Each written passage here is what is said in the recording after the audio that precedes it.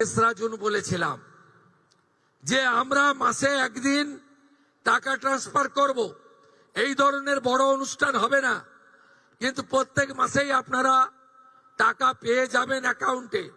এবং যেহেতু form fill up এবং ভেরিফিকেশন পোর্টালে আপলোডের প্রক্রিয়া চলছে, পুরো জুন মাস সময় দিয়েছি, পুরো জুলাই মাস সময় পাবেন, পুরো আগস্ট মাসও সময় পাবেন।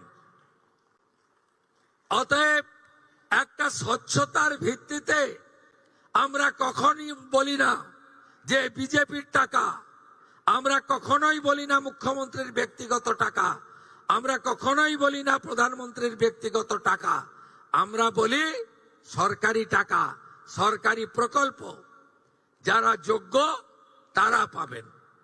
অর্থ আমরা পাঠিয়ে দেব।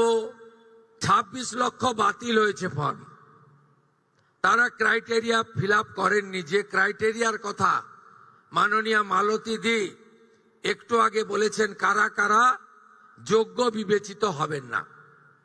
বাকি যে 1,30,00,000-এর বেশি ঝাড়াই বাছাইতে তারা যোগ্য বিবেচিত হয়েছেন, আমরা বেলা 1টার সময় আজকে টাকা ট্রান্সফার করলাম 1,09,92,378 জনকে।